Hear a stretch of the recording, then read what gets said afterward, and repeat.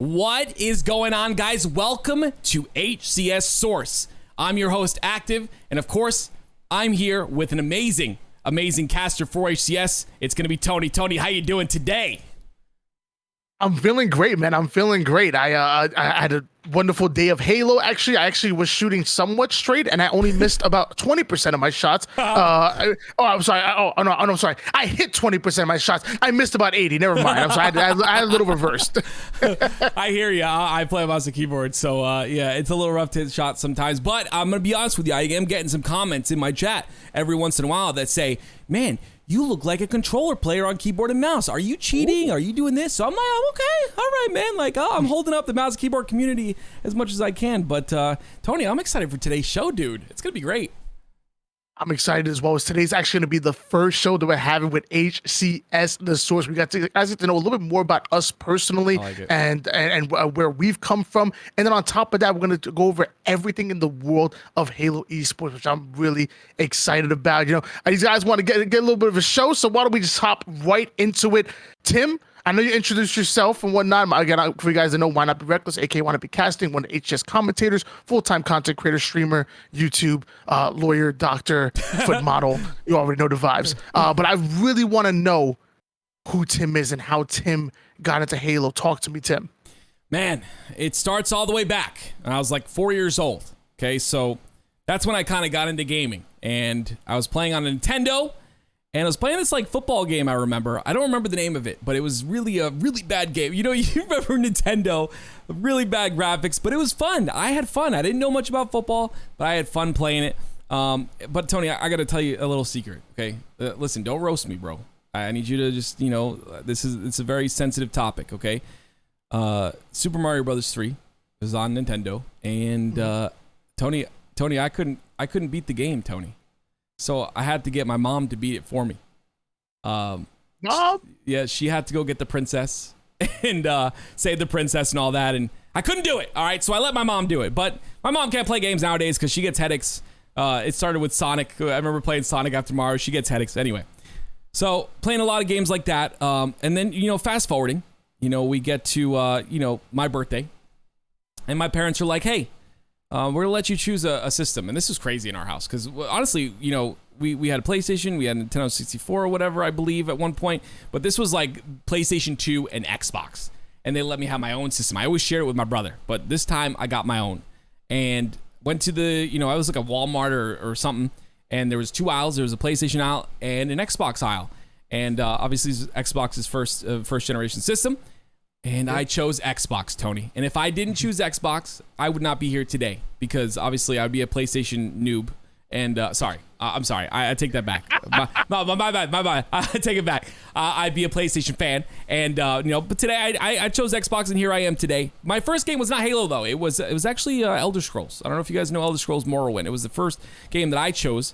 I did play Halo though. Halo 1 at a friend's house and sometimes at school as well. I play a lot of Halo 1 during that time, but never competitive, ever. I was really bad at it, so never competitive. I was playing like Snowbound, like huge BTV maps and just miss everything. Anyway, it's a little bit comparable to how I play today. Anyway, so, Halo 2 came out. It was around 2005, I believe, when I was, starting to get into Halo 2, and I didn't get the game yet. I didn't buy the game yet, but I was at school, and I remember at school, I found my very first Halo montage. It was a Shook One montage.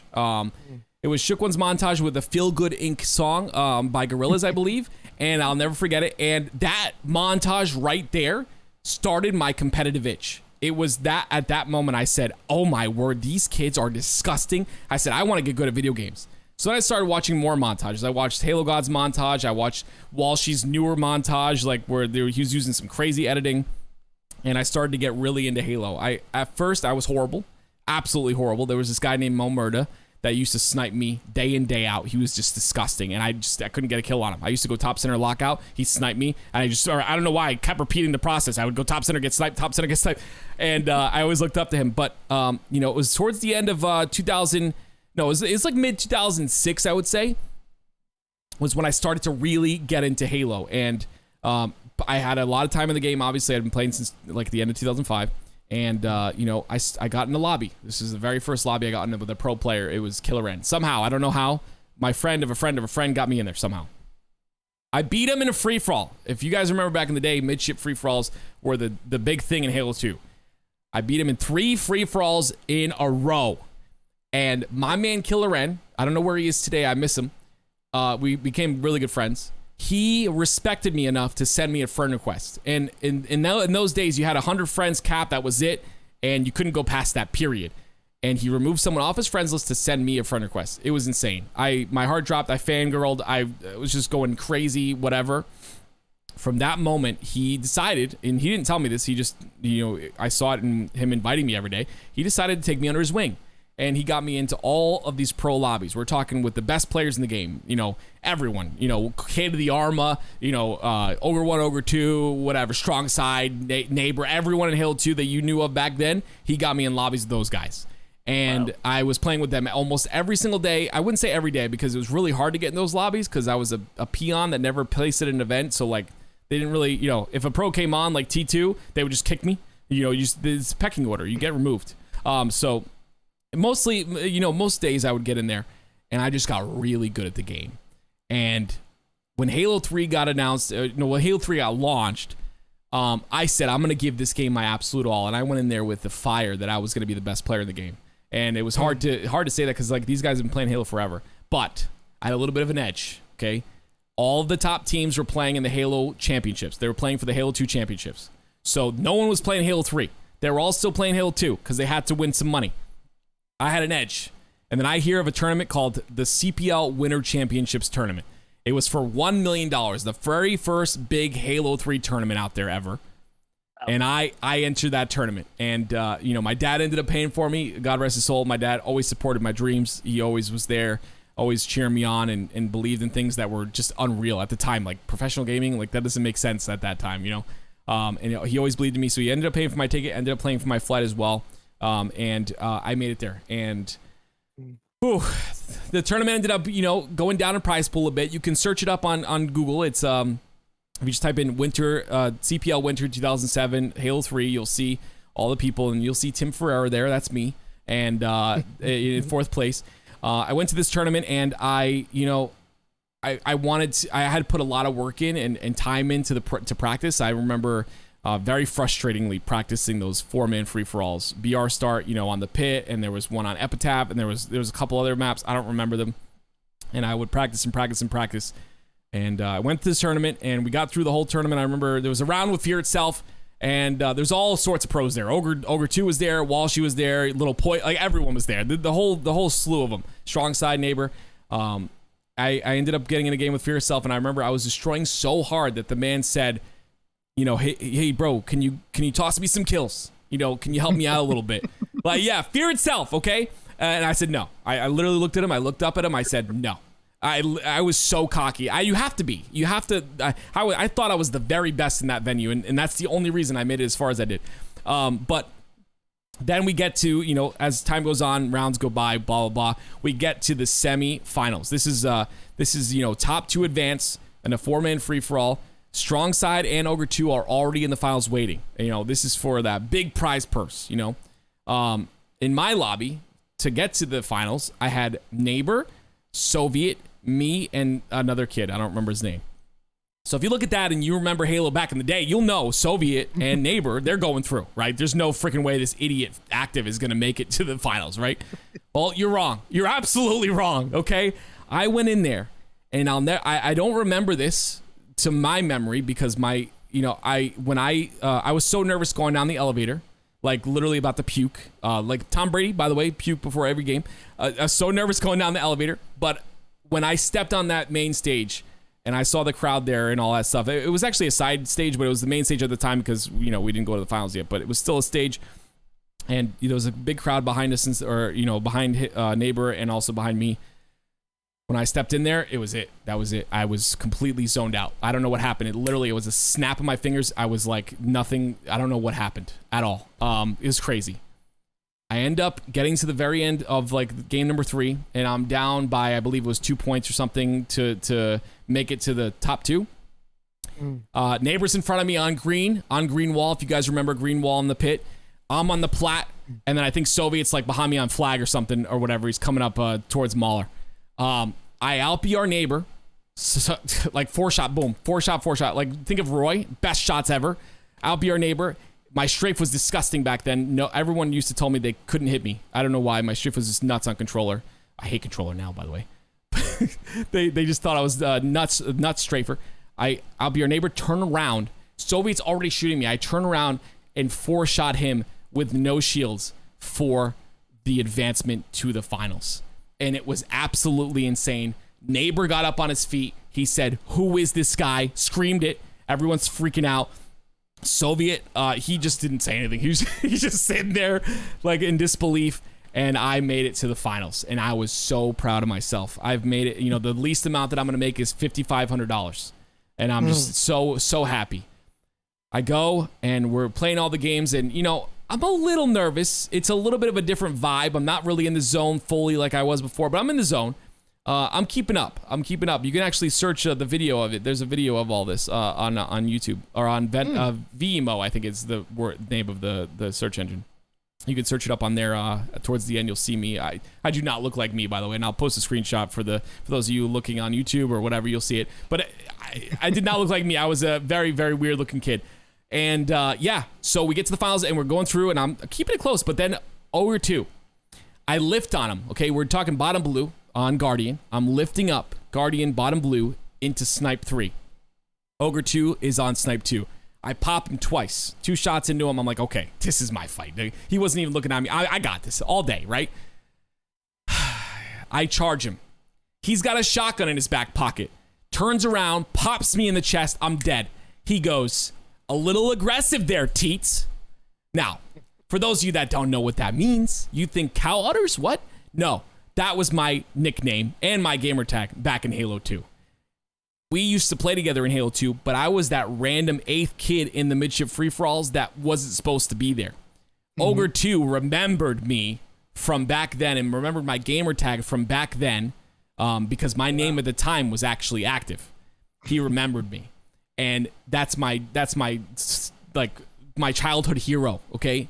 And yeah, it tore me apart the rest of the tournament. I placed 4th.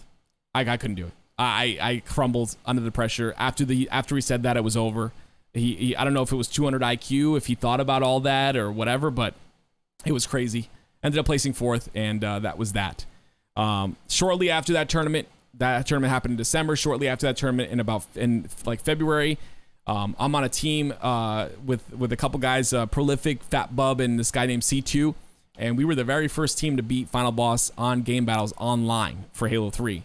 Of course, these guys were under-practiced. They just came off the Halo 2 thing, so we've been playing the game so much longer. I think I had the most custom games, because there was a custom games counter.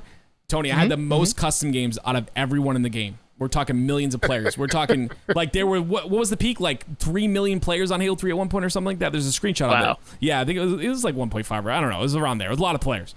Yeah. Most custom games out of everyone in the game, period. I had 3,000 month 2 or something. It was nuts. Because we just play 4s because there was no matchmaking. And I got a call in February from a team called Team 1118, and you'll see the trailer. That trailer is actually online too. A little trailer, a montage trailer of us, and it was with 8-Ball, Rip, and Extremist. I don't know if you guys remember Extremist from Storm Ventures. Great. Extremist was a pro. 8-Ball was also a pro, and then me and Rip were not pros, but they took us on. They talked to me throughout the day, and then it was 2:00 in the morning or something, 2:30, and they asked me, "Hey, you want to join our team?" And I said, "What?" He said, "Yeah, you can come here, live rent free. All your food's paid for, everything, and you get $500 a week to play for us."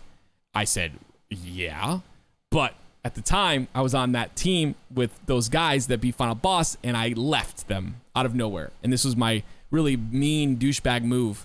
But I had to make a decision. We're talking an actual contract that these MLG stars are getting. So life changing. Yes. So I did it, and it was scary. My dad, I woke him up because I had to get his permission. And the guy was talking to my dad. He was saying, "I'm gonna make this kid a star, et cetera, et cetera. We're gonna do a lot. He's gonna own a little part of the business and all this stuff, and just promising lots of crazy things." So my dad was on board. My mom, the whole time I was packing, was crying. She's like, "You can't do this. Gaming is not, that's not the future, blah, blah, blah." My mom was not in support of me at all. My dad was. My mom's Portuguese, so she's a little more realistic. Get in the field, start working. Stop your crying, don't play games, and go work. My dad was very supportive, so I ended up going, and we were there for probably about 6 months, I think. Getting paid and all that. It was great. We 11-hour sessions. We had a whole setup downstairs. We had LANs of teams coming over to the house. It was like a real org situation. It was crazy. Wow. Yeah, and ended up falling through. The team captain and the team owner's daughter had something going on, and the team owner's daughter was too young, and we all got kicked out. I'm not going to go into the details of it. We all got kicked out. Everyone got kicked out, and I ended up having to come back home. And I remember that I could not find a team in time because we had a little bit of points, but it wasn't a lot, and no team was going to take me, out of nowhere because everyone's kind of had their team solidified already. So my professional Halo career ended on that day that I got removed from the team, unfortunately. And because of that, I went on to work. And, I did a whole bunch of jobs, but I ended up, one of them was the last one. I was a pipe fitter for a place called Electric Boat, and it was submarines for the U.S. Navy, and I helped build submarines, and I was making really good money. But I was miserable, absolutely miserable. They moved me over to the actual submarine. Before I was working on a desk, like working on little pipe systems, and I really liked it because it kind of utilized my brain. It was really kind of difficult to do and very like math oriented and stuff. And then they needed my skill set over at the actual storage, the place where the submarine actually is, like the storage. You like literally half a submarine there. It's a crazy sight. When you see, if you ever see one, you'll be blown away. But the people there were miserable. I was miserable going to work every day. Weather, like if it was 20 degrees, it was like -10 in there because of all the metal and all that, right? Wow. And then when it was hot, it was, obviously way hotter. So hated it. Made good money. Did that for like a year or so before I was like, nope, I can't do this anymore. And I had a kid at the time. I think it was 1 or 2. I have 4 now. I had a kid at the time, and you tend to forget. And on April 24th, 2014, I quit my full-time job, making $30 an hour, by the way, to pursue full-time streaming on Twitch. And Twitch was very new at the time, and no partner program, no affiliate program, no way to get subs, nothing. All the money that I made came from donations, and all of it. And I don't know how I survived. There was a moment where I didn't think I was going to be able to do it anymore. It was like 2 months in. I had some money put aside, but that was starting to go kind of low. And this guy, I'll never forget him. His name was Frostbite. He came by, and a guy named Jeep Man, he came by, and they had a donation war, a big one. And it ended up making me $4,000 that night. If that war didn't happen, if that war did not happen, I would not be a streamer today. I would not be a streamer today. I would not be commentating today because I wouldn't be in the scene anymore. Because of those 2 guys, I'm still a streamer, 8 years later, and 8 years later. And so I definitely, it's crazy how things kind of turn out. As time went on, stream has been kind of, it's been on and off. I'm not gonna be negative, but Halo Infinite obviously isn't where we want it to be. And so I've been trying to hang it in there, and I used to do a lot of casting with Halo 5, and so with Halo 5, I would do my own Sub Wars type tournaments where I would just cast my community, and they liked it, but I didn't really think anything of casting. I was just like, whatever. I used to watch Puckett all the time. I thought I was, just kind of mimicking him, and all of a sudden, out of nowhere, I started to get some compliments in my casting ability, and so I started to do these watch parties on Halo 3, and I ended up getting Bravo on. Out of nowhere, and he was I literally messaged him on DM on Twitter one day and said, hey, would you like to cast me with this tournament? He said, yeah. I was like, oh, okay. Like he only followed me because I was on his stream one day, and he ended up following me back or whatever. It was really, and then he did the cast with me, and ever since then, Bravo has been my, like, I don't know how to say it. He's been my, like, my, I don't want to say sensei, but you know what I mean? My mentor. Yes, thank you. My mentor. And he's been teaching me and helping me get better at casting. And I am blown away at that because I'm very lucky to have that. I don't think anyone has that. And so I'm very humbled and lucky to have that. But because of him and because of Tony and because of everyone else that's kind of helped me and done casting with me, I am where I am today, where we're on the verge maybe one day of casting HCS, but I'm also doing a lot of like small tournaments on the side as well that have really helped me continue this Halo grind and continue content creating and continue just doing what I love. And that's always my message. I have a trailer. My message was always do what you love first, you know, and you'll never work a day in your life. And I stick to that message. And you know, although it's like a up and down battle every single day, you know, it's some days are really good, some months are really good, other months are horrible, other months are, you know, whatever.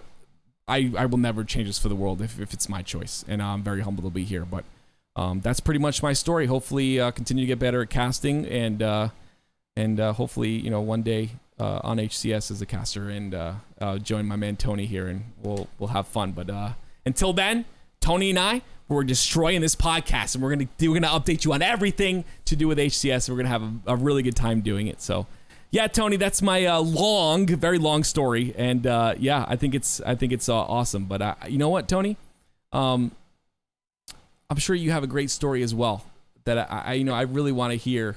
I've heard some interesting things about you, and I would love to hear how your kind of past came into Halo and all that as well. I mean, well, first of all, I want to say, wow, that story was incredible. It was amazing and lots lots of ups and downs in there. And I can promise my career is not as illustrious as yours. But the only thing I can say is wow, I thought that was an incredible story. Thank you, man. I've never been close to being a pro, never beaten final boss online, on land, anytime. But I can say that Halo legitimately saved my life. That's crazy. And for those of you guys who don't know, I grew up one of the worst places in New Jersey. I grew up in the hood, and you know, I always had a hobby all growing up my whole life. I didn't game though. I played a little bit of PlayStation, a little bit of gaming here and there. I used to go to my friend's house to play a little bit of Halo 2 during the summers. But I was always playing basketball. I was a big basketball player, and that's was one thing that I was just straight addicted to. Right. When I first started playing basketball, I wasn't very good, but my thought process always was, I'm going to outwork everybody. I'm going to outgrind anybody. Okay. So everybody. And I'd be at the park an hour before everybody else. I'd stay an hour later than everybody else. When I first started doing my thing, I had people watch me, watch my shot, make sure everything was good, make sure I keep tucking my elbow in, make sure that my drives are going, make sure I always have options going left, right, using left hand into the cross, have one move into a counter. Like I was big on the fundamentals when it came to basketball, and that was one of the things that got me where I needed to be. Freshman year, I played in the sophomore division. Sophomore year, I played varsity. Wow. Junior year, I got injured playing football at a park. I dislocated my knee the first time. Oof. Eventually, and dislocated it twice. And eventually it healed, but it changed my mentality of the way I would play basketball. I wouldn't go in as hard as I would want to. A lot of my pressure that I was normally put on my right knee now went to my left knee. So my left knee, you're overcompensating for the fact that you can't walk on your right knee. So right. It wasn't as good as wasn't as good as what it should have been. And it just overall my mentality wasn't there. Like I was playing almost scared. And I guess even without knowing that I knew, I kind of knew that my basketball career was going to take a very big course in in a different direction. Right. Just wasn't the same player. And again, I would say it was more. I honestly, it was more mental than physical, in my opinion. But that's for another day. Either way, that I was addicted to basketball. I was always addicted to personality. Stayed away from drugs and alcohol because I knew what it would do with me. And I smoking a pack of cigarettes a day at one point. Oh my gosh. But I needed a new addiction. I needed something to fill that competitive void. And that's when I veered towards gaming. And my first game I ever played was Halo. I actually ever really grinded. Didn't have an Xbox of my own. Would go to my buddy's house. Eventually, I went and got my own Xbox. Went to Rent-A-Center and quote unquote rent to buy an Xbox for $20 a week until you pay $3,000 or whatever the hell it was. What a freaking scam that was. But I didn't have any money. I didn't have discernible skills. I was a young dude from the hood. I didn't have no money. I didn't have it. That was my way of getting it. Yeah. And I always say, you know, you can grow up in a bad area, but as long as you have a hobby and you're not spending all your time in the streets. I spent some time in the streets. I've done some things in my life that I'm still surprised to this day that I'm still here, still alive, or not in jail. That's crazy. But I always chose to use my addictive personality and instead just do something, get addicted to something that would be good for me. So first it was basketball, then eventually it was gaming. I grinded because same thing as doing basketball, grind, review, improve. Same thing I took it to gaming. When I first started playing Halo 3, I would play a little ranked with my buddies. Then eventually one of our forts said, "Hey, I have a boyfriend and he's MLG." I said, "Oh snap, he MLG." She said, "MLG." I said, "Well, MLG you too. What the hell does that mean? I don't know what it means." And she then explained to me that Halo had tournaments where they played competitive 4v4s and they played for big prize money. It was on TV, it was online, you could watch it. It was absolutely incredible. I said, "You had me at competitive. I love it. Where do I sign up?" Eventually, I meet her boyfriend, Orion Baines, or I think his name was Arbano at the time, and he kind of let me play with him and his buddies. They were 50s in every playlist. I was not, but I would grind with them and go double negative. Eventually, turn to single negative. Eventually, turn to positive. Eventually, I was actually keeping up with the big boys and whatnot. Then I found out that matchmaking isn't the way to improve, so I started beating up with some eights guys who I met kind of through them kind of thing, and then they would play eights every day, and I stopped playing matchmaking. Again, started off double negative, then went into single negative, then finally we started going to positive. And it was funny because throughout the beginning of my Halo career, quote unquote, Halo 3 career, I played against two of my basketball friends who actually played Halo like level 45s, like doubles, and it was me and my other buddy who just started playing, and they like wrecked us like 25 to maybe 1, maybe it was 25 to 0. It was like it was so bad. By the time right before Halo Reach came out, I played him in a 2v2 with the same guy who wasn't at my skill level, but I was like a legit 50, and I was actually grinding and whatnot, and we wrecked them like 25-7 or 25-8, and it was like I had like 23 kills. Turn around. It felt so good. Like, awesome. It was, but it was a part of my journey. Yeah, because it's where I started versus where I ended at Halo 3. I love that. Going into Halo Reach, I'm playing in 8 lobbies, playing with a bunch of really good players. The Silences, World Commonlies. I think even Stresses were there. There was a bunch of players that were actually really, really good. And I'm grinding, I'm doing my thing. But again, I still don't really have a lot of money to my name, so I'm not going to any tournaments. I'm watching every single tournament. I'm watching and absorbing. I'm loving it because again, I'm addicted. Grind, review, improve. And the same way I was watching YouTube videos back in the day to learn Halo, to learn basketball, was the same way I was watching YouTube videos and watching tournaments to learn Halo. Yep. Grind, review, improve. Because again, the same way in basketball, I didn't have that natural skill. But nobody was outworking me. Nobody was outgrinding me. An hour before, everybody showed up at the park. An hour later, then everybody stayed at the park. That's where I was. Same thing with Halo. You guys see me on Twitch.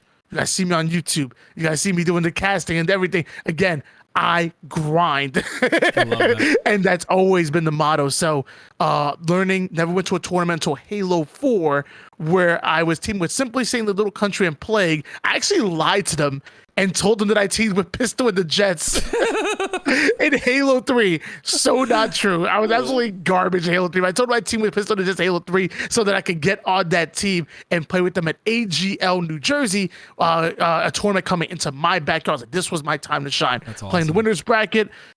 Get knocked out, but get knocked out as loser bracket by some randomly sparring the dog. Who the heck Never is heard, that? didn't hear that guy back then. That's what I thought it was. Like, some dude named has dog in his game tag and he beat us, bro. Like we're dog meat, bro. Go to the loser bracket, doing our thing and whatnot. We're winning every scrim in between games. We're going through the rounds left and right, and then finally get knocked out by some random named L Town. Oh boy, wow. It's pretty fun in that tournament, but it was a very small tournament, so it really doesn't mean much. It was. but pretty much the highlights were Spartan the Dogs team, L-Town's team, I think Aptitude's team, which was MLG Queen's brother, a Game Battles kid, and then our team, the loudest. It was so funny because you'd have I think there's like Spartan the Dog and a whole bunch of teams playing. You had Aptitude teams playing, and people were watching us play because of how loud we were. Awesome. It was great. We went, oh my god, we went against like Zentron and Communists, which was like a bunch of UFC fighters, and we're barking at them like, okay, they're gonna kill us. And the whole team was UFC fighters. I was like, they're gonna kill us. That's hilarious. But yeah, eventually after that Halo 4 tournament, I ended up not playing Halo anymore. I gave it up. Missed all of the rest of Halo 4, missed all of H2A, and then tried to come back right as Halo 5 was coming out with the arena settings, where they finally took out ARs and took out Sprint. I came in the best time. Oh, you did. Yes, you did. Yes, you did. I missed all of that. It was cool though. I go back in. I try to compete. I just got out of relationships. I wanted to get into another hobby. I wanted to feed my addiction, if you will. Yeah.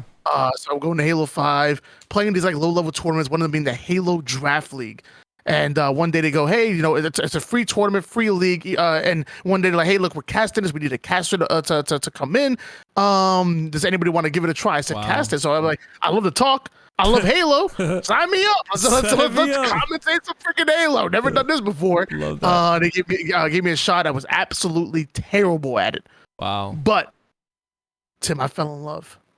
I love it. And it was just it was the same fire that I felt when I first picked up basketball, the same fire when I felt when I first my one game of ranked in Halo 3, same fire that I felt when I actually went positive in a very good lobby in Halo Reach, and the same fire when I won my first tournament in Halo 4. It was the same fire that I got when casting my first event in Halo 5, and I knew that it was something I wanted to do. So again, grind, review, improve.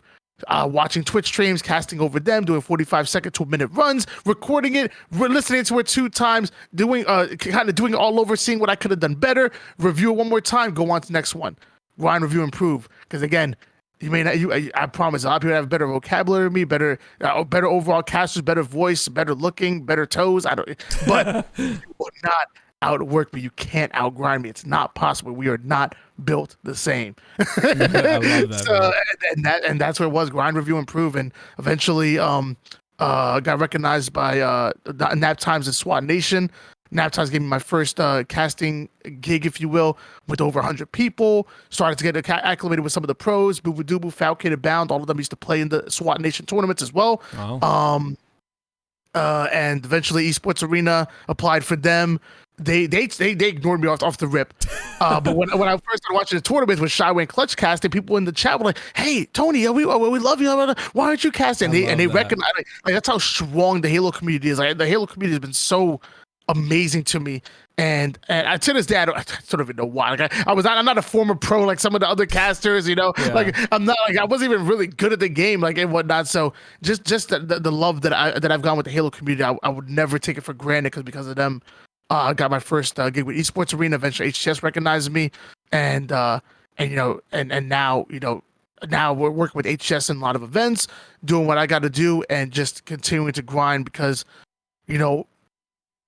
throughout this whole process, when it comes to basketball, I'm looking up to my role model, my mentor, my rival is when I first started my freshman year, was the starting point guard for the team my freshman year. Then eventually became, the starting point guard for the varsity. Then eventually with Halo became, Ryan and his friends. And it became the friends I played with eights. And I constantly kept moving the goalpost as I started to catch up to the goals that I was setting for myself. Right. Even more recently, I was looking up to Nap Times as a streamer. That was my rival. That was my role model. That's who I was looking up to. Shyway as a content creator, as a caster. And as I'm breaking down these walls and reaching these milestones, I'm going in, and now my role model, my rival is no longer another person. My role model now my rival now is me. Wow. It's me 1 year from now. Wow. I want to catch up to that guy. That guy's grinding his ass off. That guy's putting in the work. That guy's absolutely amazing at everything he does because he gives 200% to whatever he does. I want to catch up to him. And then a year from now, it's going to be the guy the year from then. And I'm going to keep pushing that I'm going to keep pushing that milestone, keep pushing that marker because no matter what, I'm never going to be satisfied. Yeah. And I've been blessed. I have a great Twitch community. The Twitch stream is growing. The YouTube is growing as well. Is it where it needs to be? Absolutely not. But is it a great start? Have we been seeing improvement? Week after week, month after month. Right. You bet your ass we have. Absolutely. And we're not done yet. So if there's anything that my grind can inspire anybody to do is, number one, grind hard. Grind freaking hard, man. If you want it, you have to chase it. Number two, also grind smart. Grind, review, improve. And I had to learn that because I've done a lot more grinding than I've done reviewing. But you gotta do the reviewing. Yeah. And then improving. And that's my long story. Oh man, it's crazy, man. There's a lot of things I learned that I didn't know about you, and yeah, like I said before, I feel like my respect is definitely higher than it was before, which I didn't think was possible, but it definitely is. I love that motto, by the way: grind, review, improve. I think that is that's Tony's motto now. I love that. I think it's very smart. Because there's a lot of people and even players in games and people all over the world doing all sorts of different things that kind of just do it mindlessly. And, even yourself, if you're listening to this as a Halo player, you're just kind of playing mindlessly. You're not going to get better that way. You're not going to get better at anything doing it that way. You have to grind, then you review what you grinded, and then you improve off of that review. So well said, Tony. And wow, I can't wait to see where you go. The me pushing the milestone, that was actually a Matthew McConaughey reference in one of his I think it's Oscar-winning speech. So I can't take credit for that one. Hey. Grind, review, improve is mine. Yeah, that's right. I stole Matthew McConaughey's. I think you should make some shirts with that. I don't know. It sounds good. It's good. I like it. But yeah, incredible story as well. And I'm glad we did this because we can kind of get to know each other, and the community can kind of get to know us on a deeper level. And I think that's a very, very important. But we're now going to speak on some other topics here. And, okay. One of the things that we definitely need to speak about is definitely going to be the Pro Series, Tony. We have a Pro Series to break down. It's actually continuing on Thursday. You might be listening to this on Thursday. So today, it's continuing. And the first couple teams I want to talk about and the first match I want to talk about was Winners Bracket Round 6.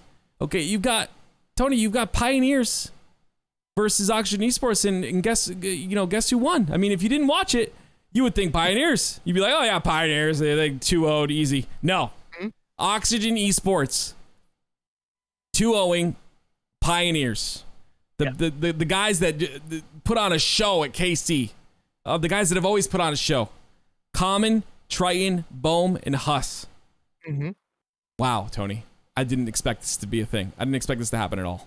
Not even close.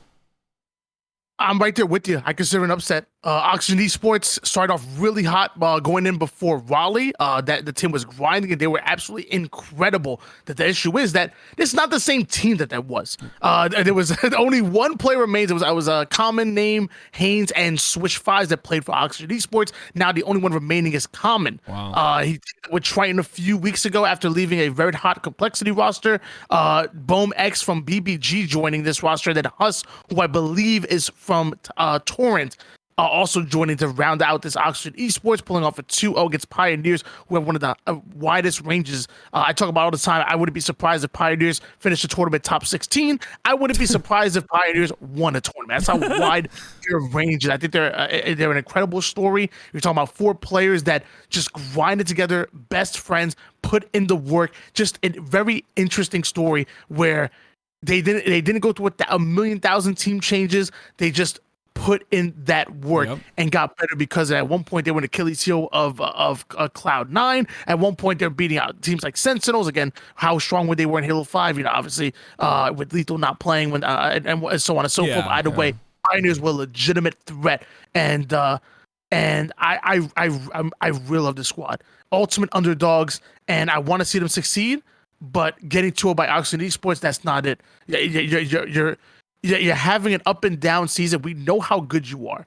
At this point, we need to see consistency out of KCP. Yeah, and I don't know if anyone's looked at the Twitter as of recent, but if you haven't, go check out the Twitter of the Pioneers squad. I think something's going on here, and you know what? I'm going to give the results of this tournament to whatever is going on. I think maybe mentally, these guys are not in the game at the moment. I don't see them ever losing to Oxygen Esports. Obviously, this is a new roster, and it's a solid roster on paper, but does it beat out Pioneers? Absolutely not. This is more than an upset. This is a travesty. I think the Pioneers is an insane squad, and like you said, contending for that first place spot. I don't think they're ever going to break through to that first place spot or even second. But I think that's just because something maybe fundamentally needs to change. I think that they've hit a plateau, in my opinion. I think that this team has gotten as high as they're going to get. You literally go to KC, Tony, and you have the entire Kansas City community in your venue cheering you on, and winning a 49-50. I believe it was against Fnatic. I think it was against Fnatic, but winning that 49-50.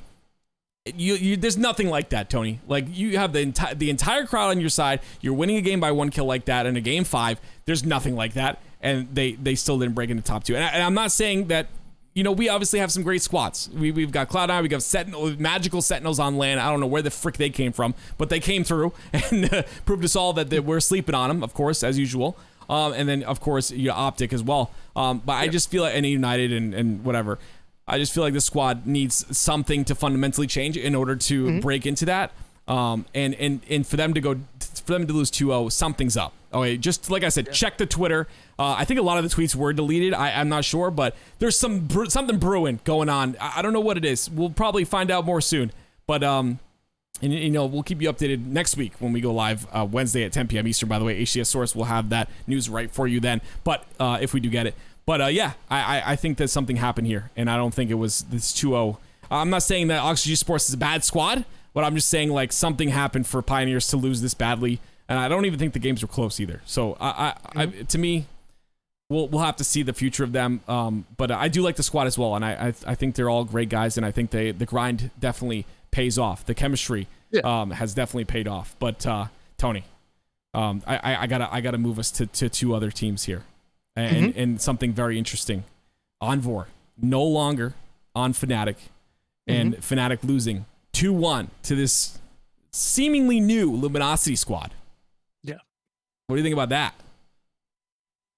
I think Fnatic have been in an up and down season, just like KCP. I don't think Fnatic's highs have been as high as KCP's. Agreed. I think Fnatic have had their hot moments, even taking Cloud9 to Game 5 back in Anaheim, but that was just so long ago. It's all about what have you done for me now. Yes. Jazeera was benched for 2 weeks and brought back on, leading into it was just a real weird situation.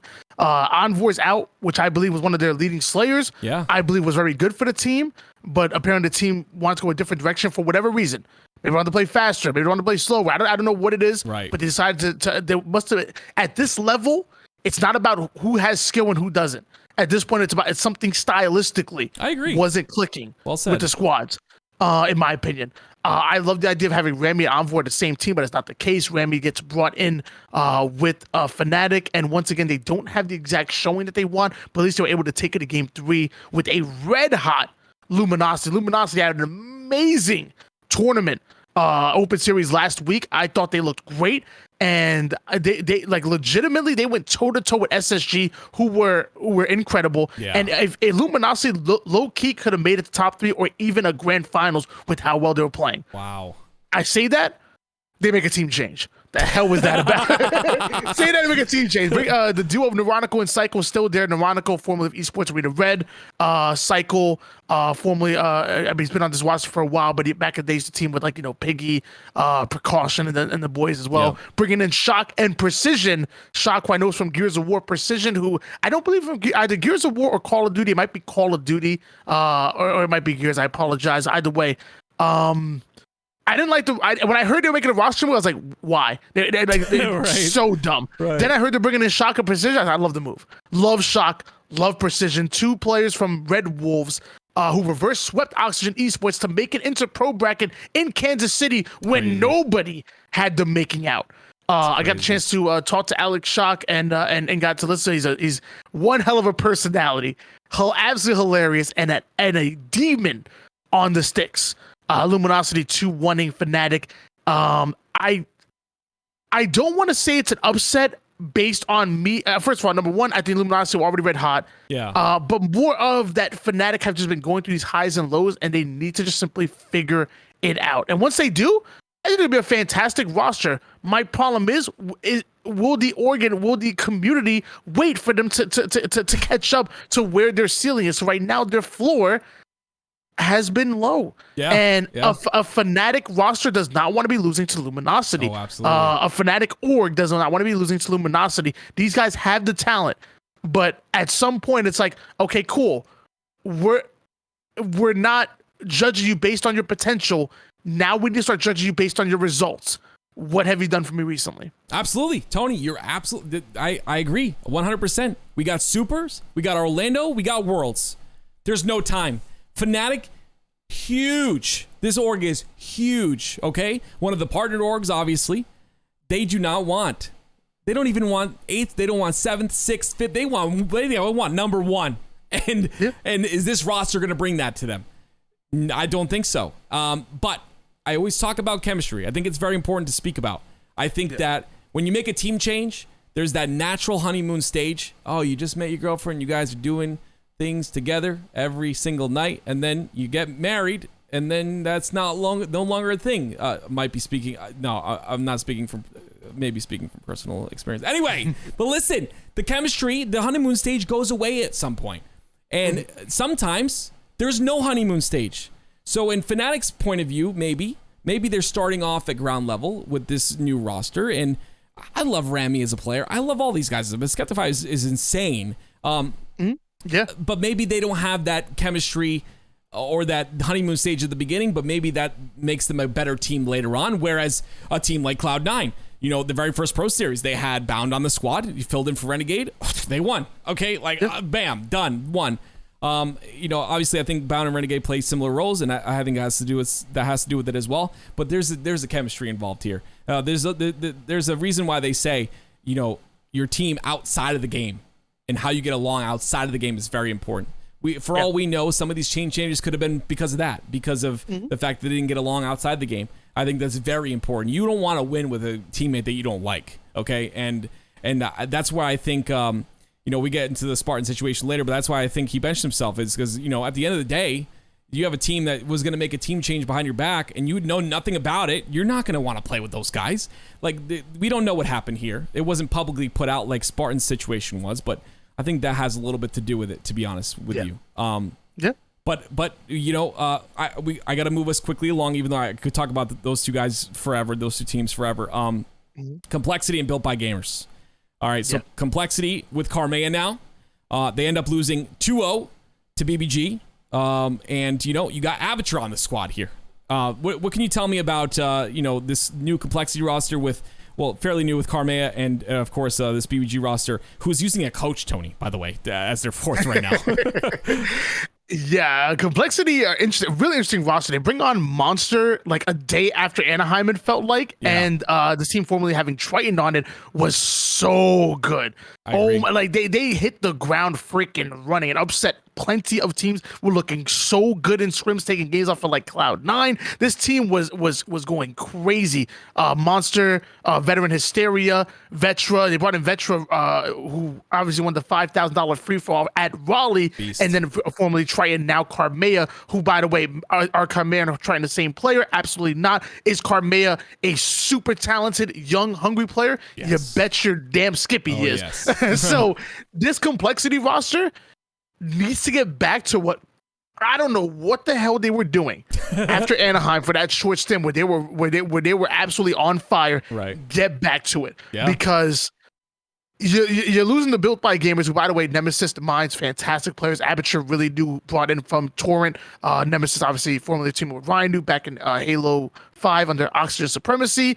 Minds, who you could probably tell me more about, comes from that second era of Halo 3, where my knowledge is up on them. They did have Bohm on the squad, who's a phenomenal talent. Bohm, incredible Slayer, also from formerly of Esports Arena, but Bohm not on the squad. Nobody's saying anything. I didn't see Bohm tweet anything.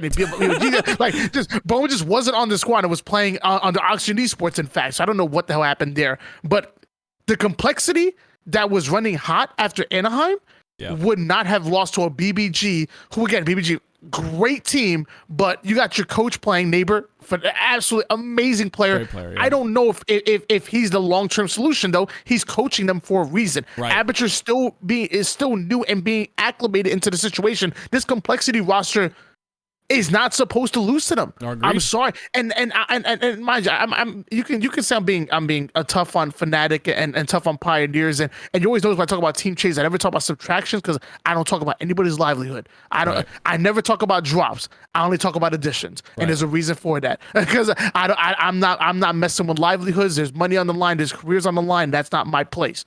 What I will say is, I'm passionate about it for a reason because it comes from my heart. It comes from the heart, and I know the same way that I expect complexity to be this BBG roster is the same way Hysteria does, the same way Vetra does, the same way Monster and Carmid does. If they're happy with their results from Sunday, then you have a fundamental problem. Yeah, we're nervous. So you can be I'm saying nobody in the chat get mad at me because my takes are tough. My takes come from the heart, and I'm never disrespectful.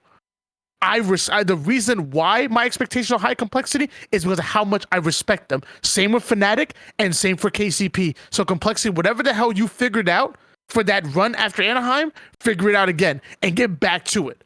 Yeah, this doesn't look good. I agree. It looks real scary at the moment. I think that I'm happy though for the other end of things. I'm very happy for Aperture. Okay, the guy has been on a squad for he's always the last player in the squad that doesn't get traded off. He's been with multiple members of his team that got poached from him, taken from him, and he's always kind of been the last guy there that has to fill in his squad once again because someone got poached to a better team. Now he is on the team that is better, and I think this team could work really well. Who is their fourth going to be? You're right. Mason Cobb, I love you to death. You're terrible at Street Fighter, by the way. I'll 1v1 you tomorrow. But yeah, we had 1v1s. He's actually really good. He destroyed me. But but anyway, Cobb's not the future. He's not the future plan here.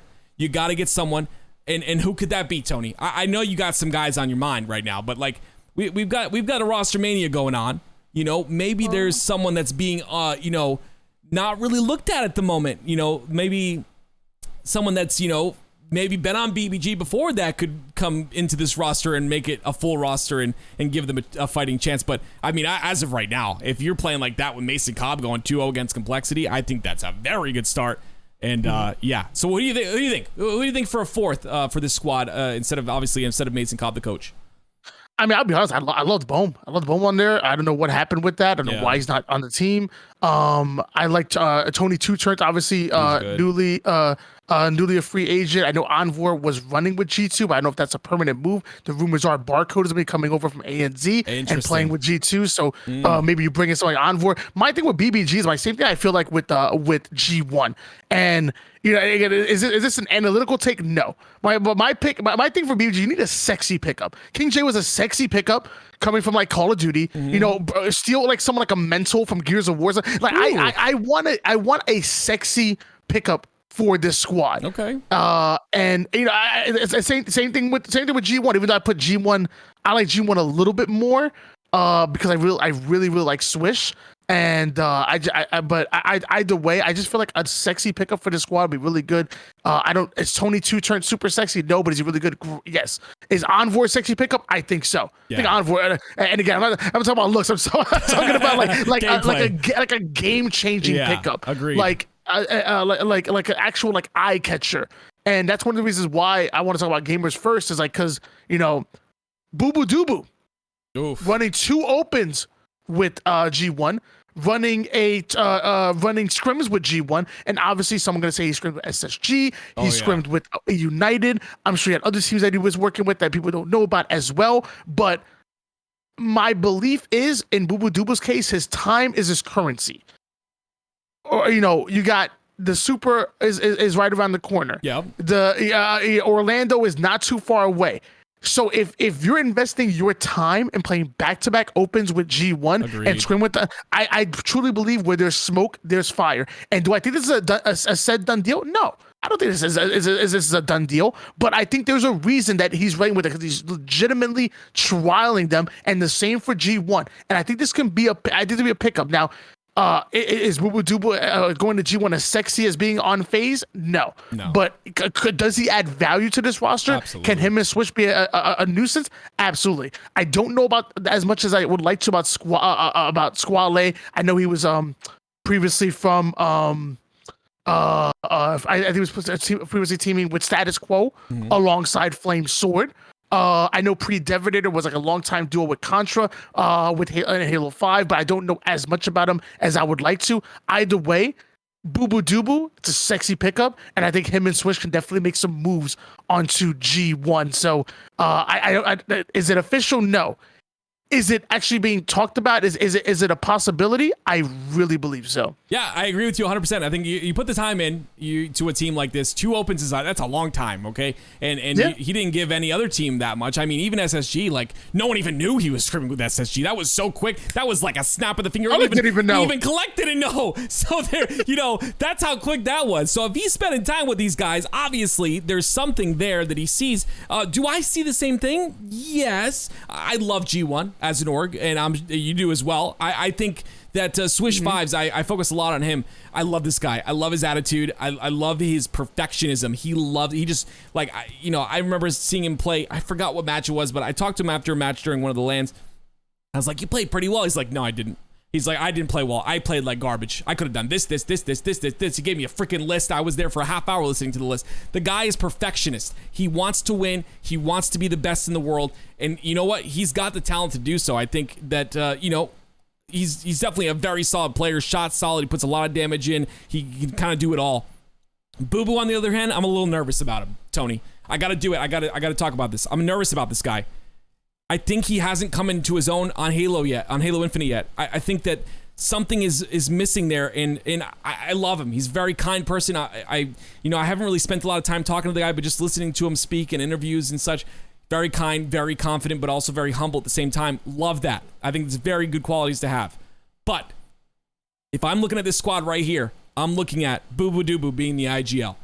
Does he have the voice to be the IGL here? He's got the knowledge, but is that a quality that he holds as a player? That to me is the question, because I think that in this roster right here, maybe Switch could take it. I don't see that though. He's more of I feel like he's more of the quiet type of player. And I don't see the other two, Squall or Pre-Devastator, taking it. I think Boo Boo is the only person on this roster to take it. So if he is going on this roster, does he have the ability? And I was talking to T-Squared about this during one of our casts. Does he have the ability to IGL on this squad? We're going to have to see. We're going to have to see in time. They're playing G2 coming up next. I mean, that's a big match for them. We've seen this time and time again, G1 versus G2, I believe. And G2 is a really good looking squad, and they're running with Envor at the moment. So we'll see. I think they're going to be put to the test with this match, but Boo Boo Doob was a big question mark for me. I think he still has to come into his own with Halo Infinite, in my opinion.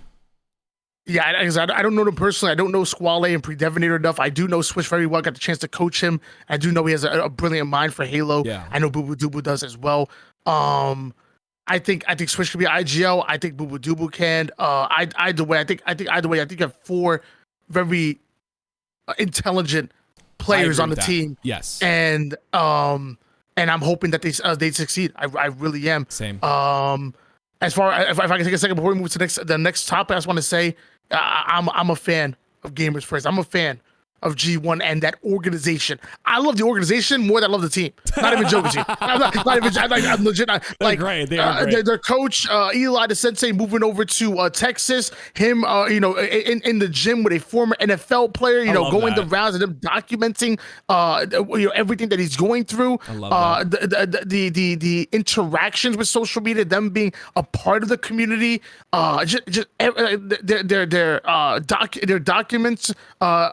Documentaries during each and every event, music, the editing. Like I really love G1. So I'm gonna fanboy real quick before we go on to the next topic. But we're gonna go to our next and final topic. I think we have to talk about Renegade going to Faze. There's been a lot of talks about it going on after the buyout to Sentinels failed to go through. Faze have something C9 want, C9 have something Faze want. Yep. There's no, I mean, literally Bound is playing in the pro league Right. with Cloud9. They ain't hiding it. Right. So I think, if they're not willing to buy out, maybe they could do a trade and buyout situation. I'm not in the negotiations. I'm not gonna pretend like I know everything's going on. But either way, they have commodities that each other wants, and in esports, that's actually kind of rare.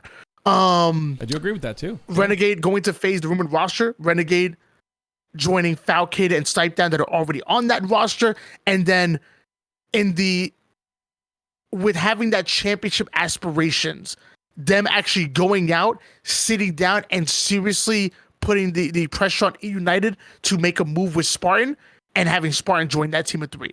That team of 3 walking into any tournament, guaranteed top 3, and will legitimately be contending for championships. I say all the time, like, oh yeah, KCP can win a tournament. This team will be contending for number 1, like legitimately, put money on it if that is the roster. Renegade going to Faze. I know some people are gonna sit there and say, "Oh, well, stylistically, I don't think it matches. Who's gonna be the objective player?" I'm so tired of that. Yeah, it's not like that no more. You have Renegade, Falcade, and Spartan, who are 3 players that can stuff the sachet, which by the way, Snipedown can as well, but they're not baiting each other. Right. They're in the front lines. They're aggressive. They're curve slider. They're not sitting in the back, long. They are in the action. Yep. And at that point, one of them, whoever's closest, grabs the ball, grabs the flag. Like, this is not rocket science, ladies and gentlemen. We're in 2022 in Halo. This might be a hot take. In 2022 in Halo, I think the quote unquote objective role it's gone. Is, if not gone, on its way out the door. Yeah. Oh yeah. If you're playing in 2022 Halo, you have to have great game sense. You have to have great game awareness. You have to have Halo IQ. There's not gonna be a time where coach gonna sit there and just watch your screen the entire time. You need to know when to play the ball, when to drop and put shots down, when to rotate. Every player needs to have this. Every player needs to know where to bring the flag over to where you're blocking spawns, where spawns are just recently taken out. You need to have this. You need to know when you're supposed to be rotating over towards a stronghold to defend, or out rotating the enemy team to keep on to a double cap, or at least your team should be small talking it out. And again, you're talking about players that are in the front lines. It's not a situation where you need an objective role. The person who picks up the objective is the person that's closest to it. I'm sorry. I'm so sorry if I'm hurting anybody's feelings, or if this sounds like a hot take, because I legitimately don't think it is. It's Halo 2022. Right. Forget the damn roles. Do what it takes to win the freaking game. I agree. And let me tell you something. All right, I got to toot my own horn here, Tony, because I don't get a lot of chances to do this when it comes to the HCS scene and all of that. On June 17th, I made this roster prediction. Before Renegade was even in talks, before Dick Serto posted about it, all this crap, I said Renegade, Falcade, Snipedown, and Sparty. I said it was going to happen. I even talked to Snipedown about it. He mentioned it. He said, that roster looks good. He didn't give me any information. He can't. Did you say that surfer voice? Yeah, I guess that was kind of like a surfer voice. That roster looks. I don't know. I'm just gonna stop with my. I try to do accents all the time. They don't work out. I'm not gonna do it now. But Tony, you had mentioned KCP potentially winning a tournament. Yeah, if you throw a pig in the air, he can fly for a couple seconds. But something that I do know does fly is birds. And I'm telling you right now, if this Faze roster is real, if my prediction on June 17th is correct, and I will quote tweet it so hard you don't even know what hit you. I'm telling you right now that's my big W. I've never had one of those in the HCS, so I'm going to take it. If that roster does happen, they can absolutely contend to win championships. They absolutely will win Worlds. I'm going to go out on a limb and say they will win Worlds, because let me tell you something. There is something about playing for your father that just passed away. My condolences to Eric Rona. Completely understand where you're coming from. My dad passed away in 2015. There's something about playing for your daddy, okay? Playing for the guy who spent his whole life taking care of you, and having that fire inside you that you want to prove to him that you can do this, and it's for him. It's in honor of him. There's something big about that. There's something big about, being on a roster and them trying to make a team change without notifying you whatsoever. And now you're benched making $200 or $100 a month, $300 a month when you were making $5K a month before, barely surviving. Okay? There's something about that. This is what I mean. Like, there's something about Renegade, you know, coming from Cloud9 and being in a position where, you know, he had to leave because there were a lot of things going on in the team and the chemistry wasn't there anymore, whatever. There's something to prove for him too. You got 3 members of this Faze roster that have something to prove. Falcated, he's just their cheerleader, man. He's just going to do whatever it takes to get them going. He's got the mind. He will be the glue for these 3 guys, because let me tell you something. They're going to need some of that Elmer's glue, because these guys are going to be on a tear. They're going to be running. They're going to be curb sliding, like you said, everywhere. And this roster is scary. This roster is definitely a contender for Worlds to win the entire thing. It'll be out of nowhere, because FaZe hasn't placed. I don't think they placed top 2 yet on LAN, have they? I don't believe they have.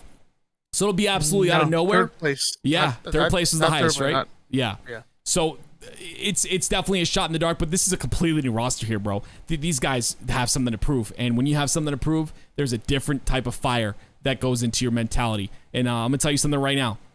Super is one thing. There's a lot of money on the line for the Super.